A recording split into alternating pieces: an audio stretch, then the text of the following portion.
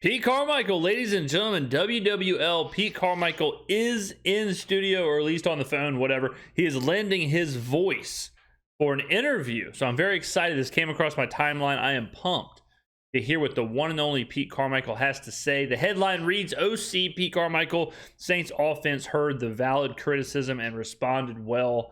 Let's see what golden tidbits Pete is going to drop on us in this interview. I guess just initially, because there was so much, everything under the microscope last week, and I know you went out there on Thursday afternoon, stood there, took every question. How much was this past week about kind of looking within and what we're doing, or about going out on the practice field and making changes? Yeah, I think that I understand where the criticism was coming from. You know, it's part of the business. I have to be better. And yet I thought the focus last week was focusing on our preparation, the details, cleaning some things up, and, making it about us. And I thought that, we came out and responded and played well. Coach, now let me say this. I think it's interesting Pete decided to do this interview after a 34-0 win. You know, he wasn't rushing to the microphone after the Green Bay game. He wasn't rushing to WWL after the Tampa Bay game. I also think it's interesting we keep hearing about how they've responded to the criticism, and everyone has been talking, or at least everyone in that the locker room has been talking about they heard the noise, they heard the fans, they heard the criticism. Pete just mentioned it. Look, here's the deal. They're hearing us. We're loud and clear. I'm not going to say we're basically coaching the team, but a lot of what we said, a lot of the criticism, they changed and they implemented it in a better direction, and it worked. You know, so this is a step in the right direction. The Saints front office / staff are doing a lot of talking after this win, and I hope they continue it, because this might be one of those things where Pete now knows what works. He now knows, okay, this is how I'm supposed to do this. You know, maybe this is the big push he needed. Maybe this is the big moment where it just got so real, the pressure got so intense, the performances were so bad, it forced Pete into a world of desperation where all he could do was adapt. All he could do was change. And if that's what had to happen to get him to be a successful offensive coordinator, fine. We will certainly find out in Houston. We will find out in this upcoming game. Because I'll tell you this right now. If after all this talking about how they heard the criticism, they responded, they focused on within, they did whatever, they did this, they did that, whatever. If we go out to Houston and we score 14 points or 13 points or 9 points or whatever, all that, whatever happened in New England's going to be forgotten. Okay? So I better continue to see the success. Coach Pete, when I look at this, I don't know, it seems like it wasn't a coincidence that a design plan, and you don't necessarily just want one primary stud running back, but you want a two-headed monster. I'm looking at Alvin Kamara, total yards on scrimmage. He had 97. He had 25 touches. Then I look at Kendre Miller. He had 15 touches, and he had 90 yards. So is this a fair assessment that when you look at the position, not necessarily individual, but you got 187 total yards from scrimmage? Because I always say I want Alvin to have 120 to 130, and if he has 150, great. But I look at that because how are they going to... Where the hell is Bobby Hebert? Where is he? It sounds like he's in a checkout line at Rouse's. The best the Saints have looked ever was whenever we had kind of the dual running back situation with Kamara and Ingram. Is Miller Ingram? I don't know about that. I think my stance on the whole thing is if Kamara's the man, and he is the man, feed him. Let him carry. Let him dominate. Let him be the man. Don't force a running back by committee. Don't force the two-headed monster approach if Kamara can just be the man. Touch the ball, and they fresh, and your two-headed monster, that's real productive. You're getting 187 yards from your two back total yards from scrimmage. Yeah, I thought they both had excellent games. I thought they both ran hard, played well. And I think when you go back over the years in the history of this offense, when we've had our most success, we've had, two guys that we feel good about. Hey, and there's a lot of guys on this team that we feel good about getting their ball. I mean, am I on another level, or am I on another level? I just come out. I mean, just What did I just say? Pete, word for word, Pete just said, oh, by the way, the most success we ever had as a team is when we had 2 running backs. I'm surprised he didn't just say, oh, and by the way, subscribe to James Skrmetta's channel because he's doing what no one else can do in the industry. God, we are good at this. The ball in their hands, and yet you would say those 2 guys are guys that we're going to continue to have to find ways to get the ball in their hands. Fans have asked me this, and we witnessed this in training camp, and they say, well, why don't we utilize the middle of the field more? I know Juwan Johnson's been injured, and particularly, I guess, with the tight end position. How would you answer that? Good question, because we really don't. We still don't. A lot of the deep balls you saw Carr throw were to the sidelines. The great question. The only time we really do utilize it is with Thomas on slants and kind of ends and things like that, crossing routes, but it's never that deep down the field. So that is definitely something we do not do. Well, I think this. I don't disagree. I think that Juwan obviously has missed the last few games. I think that early on we were doing some things with the tight ends and protection, helping out, maybe giving some nudges and stuff like that. But I think that overall, I got to find ways to get those guys involved, get them the ball, and we got to be better in that area as far as me and giving those guys those opportunities. Coach, can you talk about the Foster Morrow touchdown, 2nd and goal at the 6, even Foster? Hold on. Like Pete kind of had the middle of the field isn't just for tight ends, Pete. Like you can utilize Chris Olave in the middle of the field. You can utilize Michael Thomas in the middle of the field. You can utilize Alvin Kamara in the middle of the field. It doesn't have to be Foster Moreau or Juwan Johnson. Like Pete, again, just kind of illuminates how I just don't know. I mean, I really hate to say this, and maybe I won't say it, or maybe I will. But sometimes when Pete talks, it's almost like he's like a novice. It's almost like he doesn't really understand the game that well. I know, I'm not saying he doesn't. Okay? Everyone relax. I'm saying it comes off like that. I'm saying it comes off like when he says things, it makes it sound like he's thinking on a very shallow level. I'm sure he is. I'm sure he understands the game. But when he does these interviews, sometimes these answers, very basic. Said after, man, just a gutsy call, but inside shovel pass. I guess just talk about how the play call kind of set up for there, 2nd and goal with the 6, and kind of what made it successful beyond Eric McCoy, of course, being in the right place at the right time. I would say that it was well blocked, and I thought that Foster obviously, he gave a little extra, made it, he kind of broke a tackle, and I think there was a lot of great push. There was a great finish on that play. I think that it's a play we've been running in training camp, and I thought just it was the perfect time for it when we really got the right look for it, kind of a clean look for us, and I think that the players executed it perfectly.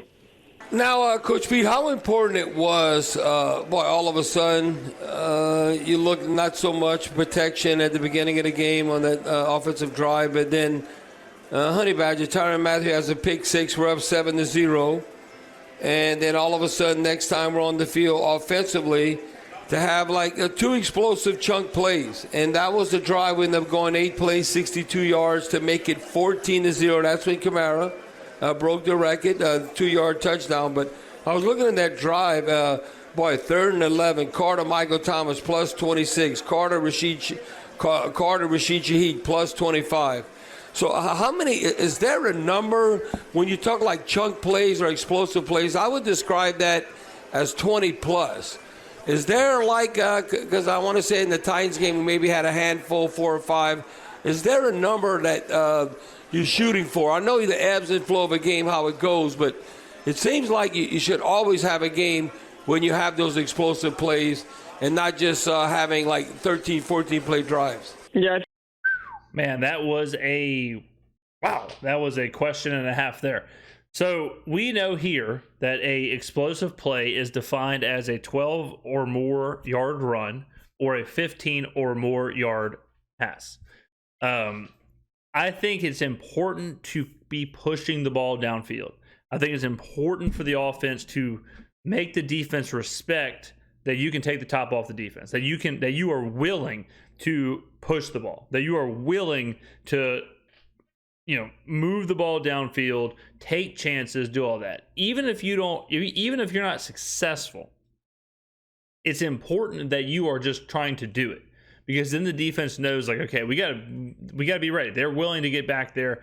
If you keep everything short, which is what the Saints were doing the first couple of games, if you keep everything short, it gives the defense confidence to just scoot up and just shortens the field and makes everything smaller.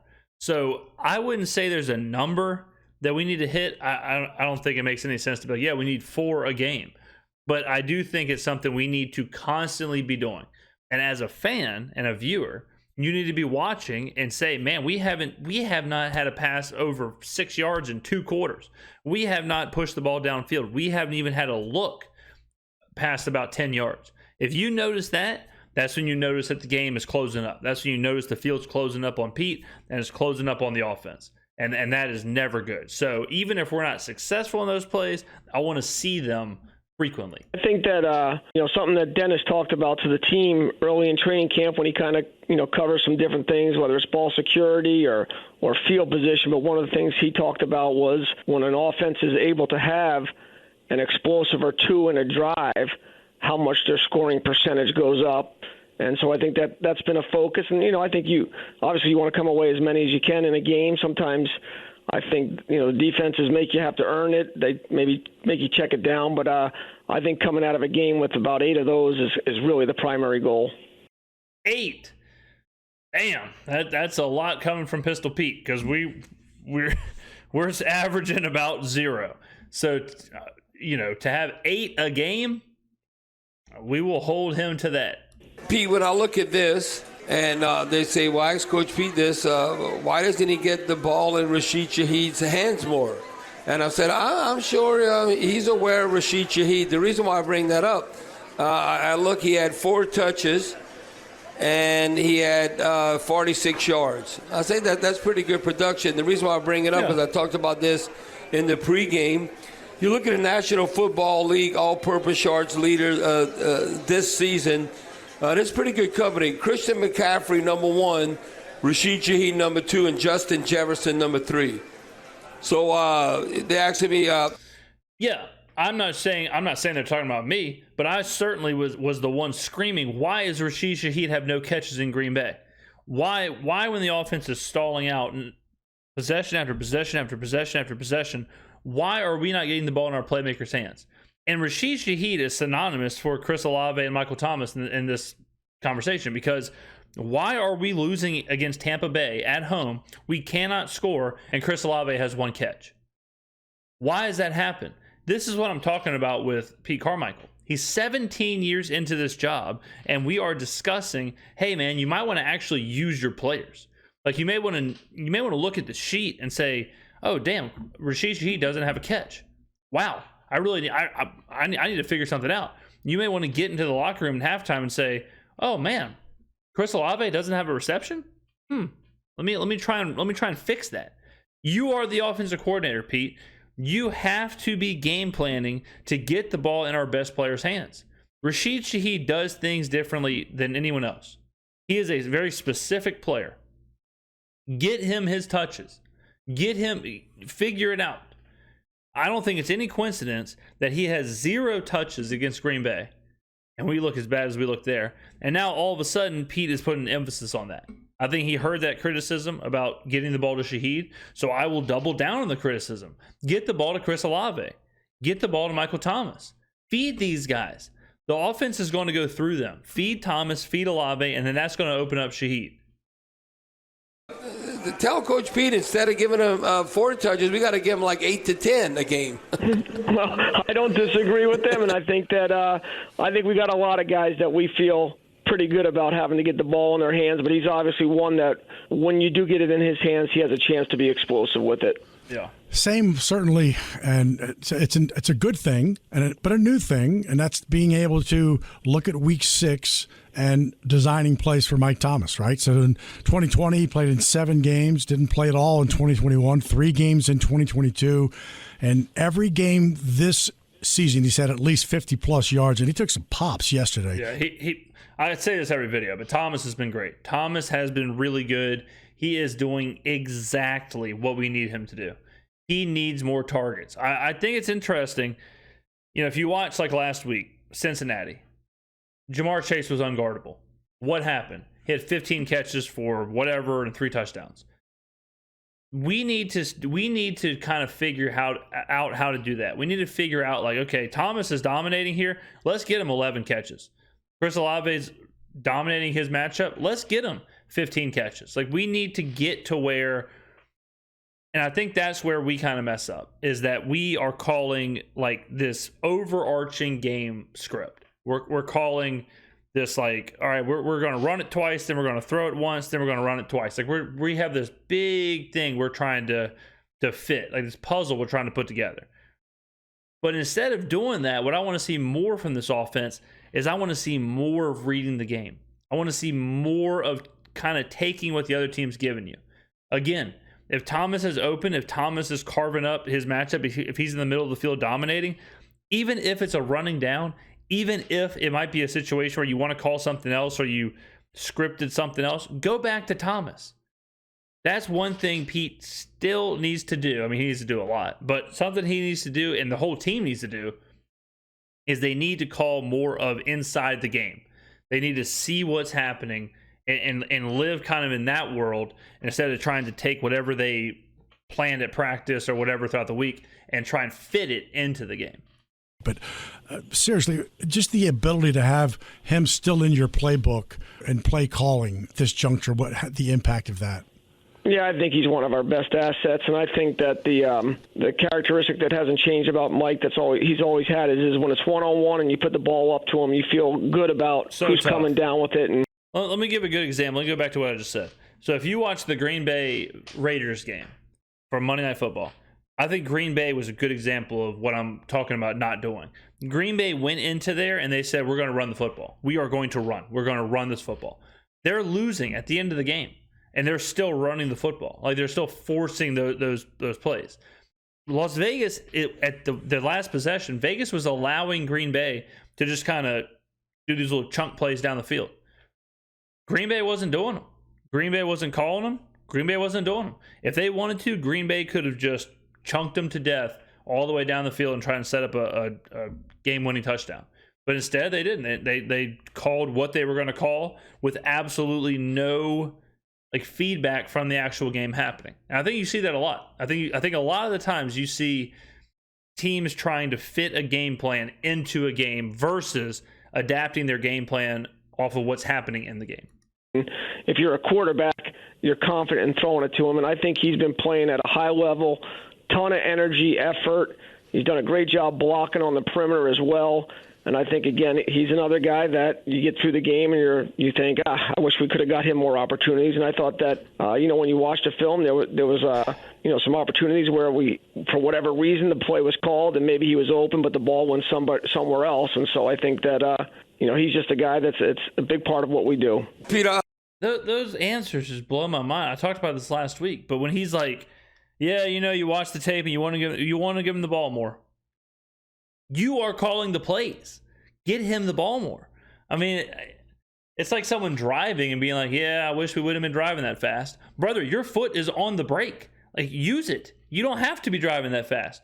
You don't have, if Pete says, yeah, I wish we could find a way, I wish we could find a way to get him the ball more. I know the way, Pete. It's you. It's your plays. It's that Waffle House menu you're holding. It's the headset. Call the play in. I know the perfect way to get Michael Thomas more catches. You call the plays. The algorithm is simple. If he knows, yeah, we want to get the ball in Michael Thomas's hand more. Yeah, we want to get Rashid Shaheed more touches. Yeah, we want to get Kamara involved more in the passing game. He might as well go buy a mirror because he's just talking to himself. You're the guy with the plan. You're the guy with the plays. Make it happen, Captain. I talked to Coach Allen about this, and also, you want to look for that perfect game. Say, we got to get better here. Like, for instance, you look at third down. We always talk about third down. The defense is outstanding. They were 1 of 14, but not so much with us, and I think that was maybe reflection, maybe with penalties. We were only 5 of 15, 33% on third down. I know you want to get that better. And then how do you address this as an offensive team as far as the penalties, and while you're shooting yourself in the foot, because you know how hard it is have 1st and 10 versus 1st and 15 or whatever it might be. But you know what's caught my eye, that we have a league high in holding penalties and false starts. Yeah, I think Yeah, it's probably because our offensive line is garbage, or was garbage. They're getting better. that, you know, when you really go into a game, you know, your aiming is, you know, hey, you come out of the game with 50% conversion on 3rd down, you feel pretty good. And I think we've done some things that, you know, we had a 3rd and 4 that we had a false start, and then all of a sudden we're 3rd and 9. Then we had another 3rd and 5 that we had a false start, and now you're 3rd and 10. I think also at false starts, a lot of the time it's tempo. A lot of the time it's like new quarterbacks, new people around you, you know, understanding the cadence, things like that, knocking off a lot of that rust for not playing in the preseason. So, you know, I don't put too much stock into that. If it continues throughout the entire year, sure. But right now, I'm not too concerned about the false starts. And the percentages go way down, and then we had a conversion and we get a holding call. And so we can't have those self-inflicted wounds, because I think overall the whole season we have to be better on 3rd down. We haven't been good enough, and that starts with me. Now, Pete, when I look at this is good. This has to continue. Yes. You know, we're kind of struggling in the red zone. We end up basically, because we took a kneel down, we were 3 for 4, 75%. Yep. But we're 3 for 3. But then you look goal to goal. It's nothing like you have goal to go, and you never want to set off a damn field goal. But if you get goal to go and you go 3 for 3, then you know you're doing things right to get the ball in the end zone. Yeah, I think that it's been a big emphasis, and I think that our players responded. I thought we ran the ball well. I thought when you watch the game, I thought there was movement on the line, and I thought our line won, and I thought we were moving guys, and I thought that obviously the. There you go. I guess forget Pete's answer. But, you know, look, kudos to Pete for doing the interview. Kudos, no doubt, 100%, much appreciated. But we got to see it again. We're going to Houston on Sunday. We got to do it again. I want to see 20-plus points. I want to see the offense pushing the ball down the field. We can't take a step backwards. So, this is all fine and dandy. Do your radio shows, get out there, do what you got to do. But make sure it's happening on a Sunday. Let's build on the momentum, and let's roll. Ladies and gentlemen, let me know in the comments below what you think. What do you think about Pete's interview? Are you feeling better? Are you feeling better after the Patriots game and hearing Pete talk? Do you think we're making a difference? Do you think the videos? Do you think the tweets? Do you think the fans? Do you think we're finally getting through? They're saying they're hearing us, and it seems like they're changing some things. So keep it up. Way to go. That's what it's all about. Keep talking. Keep getting involved. And I guess we'll just have to kind of coach this team from afar. Thank you, ladies and gentlemen, for watching the video. I will see you in the next video.